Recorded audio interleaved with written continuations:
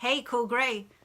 Today the Cool Grays are in my tuck and roll. It's date night, and my husband, Mr. Cool Gray, likes my Cool Grays curly. So I've got it all tucked up today, but it's sort of appropriate because we're going to talk about fun things to do with the blank canvas that is your face and your body. It's Halloween!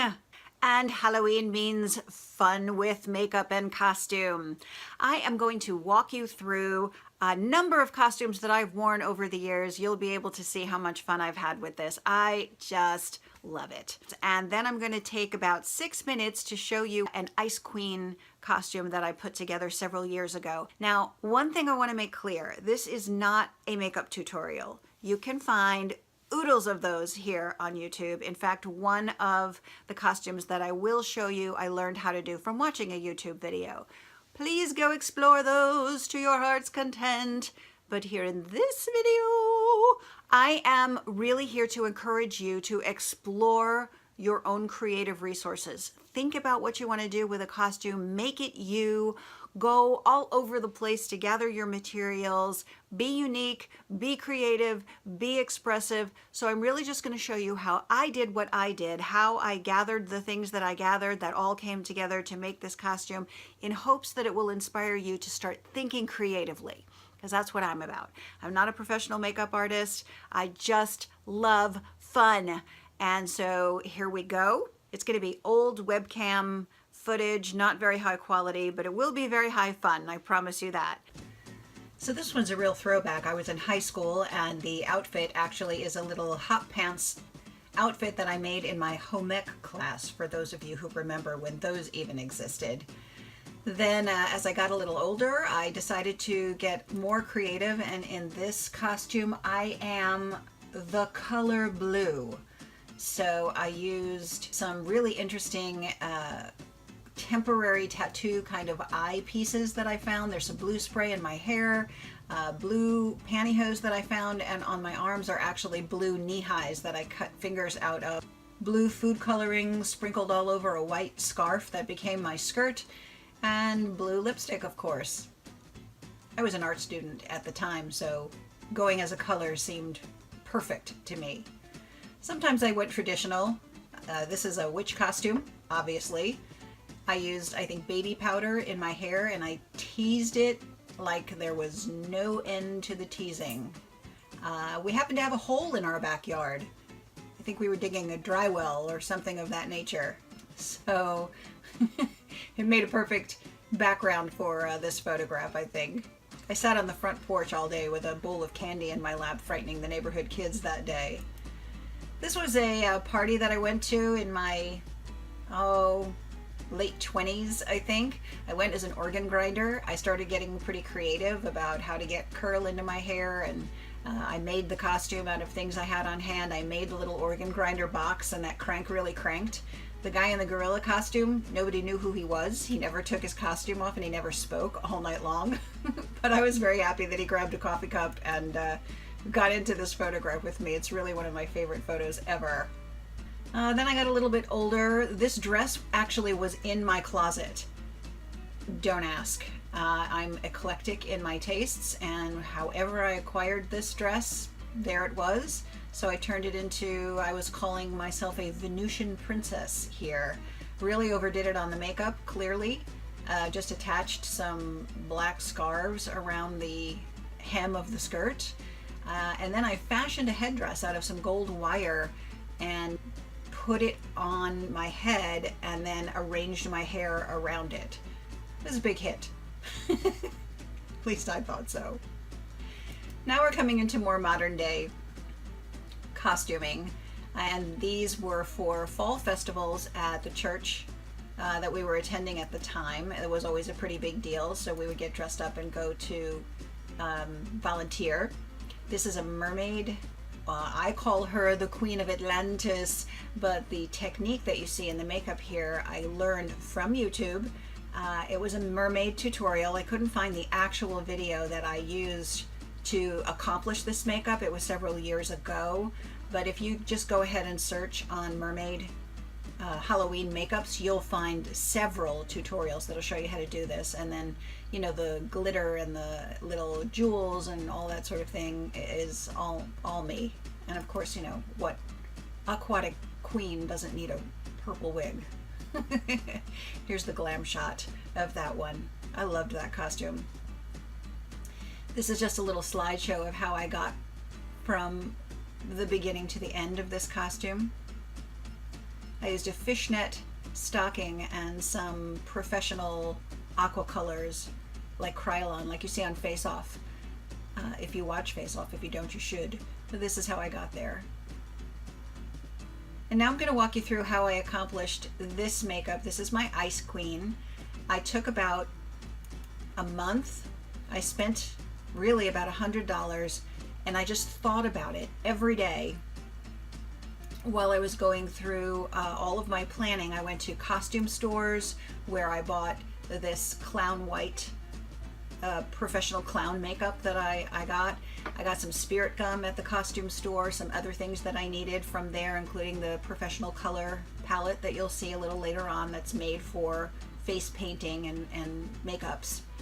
But I also went to party stores, I went to my pharmacy, I went into my closet, and I got everything that I could find that I thought would speak to what I was trying to accomplish.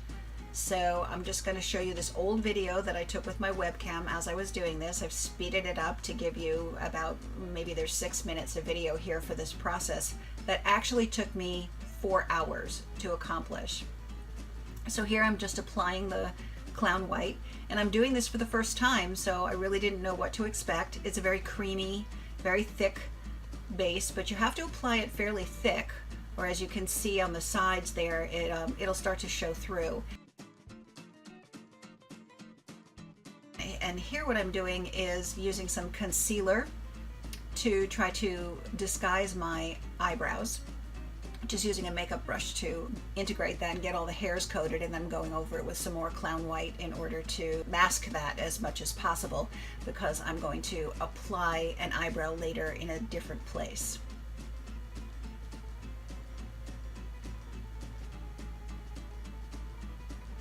And that's just a foundation brush that I'm using to go over my eyes.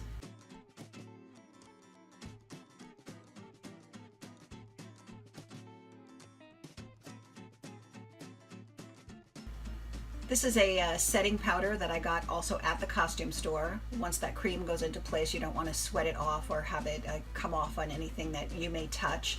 So this sets it all in place, and I'm just pulling out some of the hairs from the brush that are coming off of my face. The unfortunate news is I found out by the time I got to the fall festival that I'm actually allergic to this makeup, so that was not a good thing. Now I've actually got my costume on.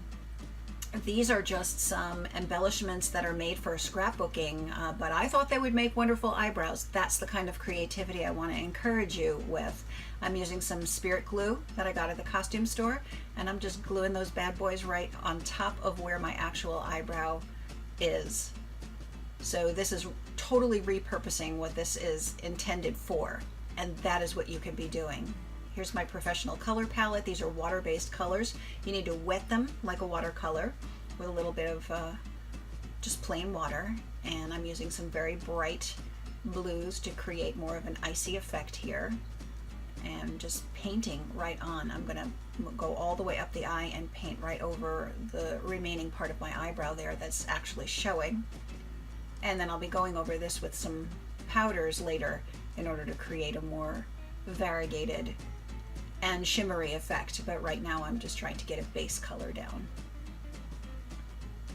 And for the most part, I didn't know what I was going to do until I got going. I had an idea and I had watched some YouTube videos, but for the most part I'm going with what feels right every step of the way, and I'm hoping that as you watch this and you watch me discover what things look like as I go, that it will inspire you to just take some chances and do whatever feels right. This is a regular blusher. I went and got the brightest pink that I could find. It's not a color I would ever wear in reality. And then I'm using some of that set powder to go over it to make it blend into the background. It's still very dark here. You'll see as I go, I make it even lighter. This is kind of a teal colored, very glittery, shimmery eyeshadow that I actually got in the party store at Halloween time. They do have lots of costume oriented things there. And so I just kept looking for things that I thought would fit the color palette.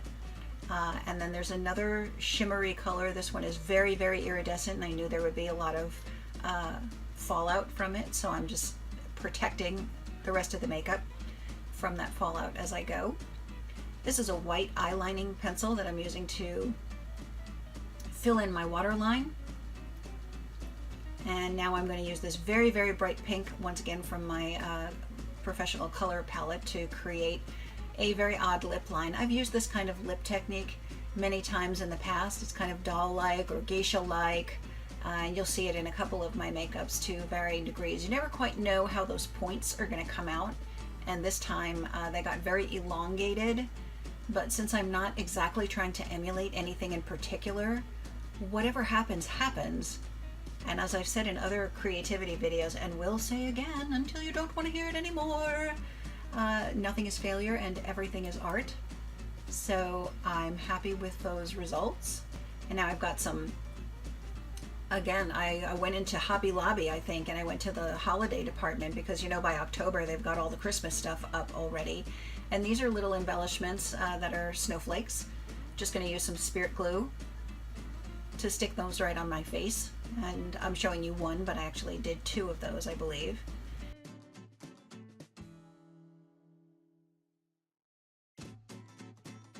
Now, the costume I was using was an angel costume. It's just a regular cheap store-bought angel costume, and I'm using the wings as a collar for my Ice Queen. And then I got these amazingly crazy, funky, kind of ice-tipped eyelashes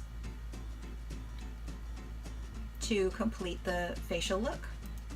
And now it's time for my wig. The wig, once again, the costume was angel, the face was clown, and this wig was actually part of a wizard costume, kind of like a Gandalf, and it came with a beard, but I'm just using the wig part right now. So this is what I mean when I say you should just be gathering your materials from everywhere. Here's my almost finished look, just checking all those things out in the mirror to see if it looks the way I want it to look. Those icicles are also from the Christmas shop that are sticking out the sides of my tiara, and these little icicles are also, these are from the Hobby Lobby store, and all of that was Christmas stuff that I just decided to stick in here where I could. Here's my finished look. What do you think? Please let me know in the comments. So since I told you that I had discovered that I became allergic, after this costume I took a break for quite a long while and couldn't do it any longer. But I didn't want to stop having fun, so what I did was the following year I was helping out in the food tent for the fall festival at the church. So I decided to go as a celebrity chef, and all I did was really kind of beef up my normal makeup. I didn't go crazy, played it safe so that I could be there all day long. And then by the following year I was feeling like I really needed to express myself a little more like myself again, so I got a little crazier but not too crazy. This is a beautiful Chinese wig that I bought on Amazon. You can't see the whole thing here, and the outfit that I'm wearing was a gift from some friends that we have in China. So I was really trying to honor them, and also trying to disguise the eyebrow again in order to create more of an Asian eye look, which is difficult to do. And then those lashes are just amazing. And there's another modified version of the lip that I like to do. So I haven't really done costumes in the last couple of years, but now that I've done this video, I'm feeling kind of inspired. So who knows what will happen? Thanks so much for watching. Would you please like this video? If you did, it would be super encouraging to me. I would love to hear from you in the comments on what you thought about what you saw here today, and if you heard anything that inspired you. I would love it if you would subscribe if you haven't already. Check out a couple more videos, including the one that will show you how to do my tuck and roll hairstyle. And I will see you next time.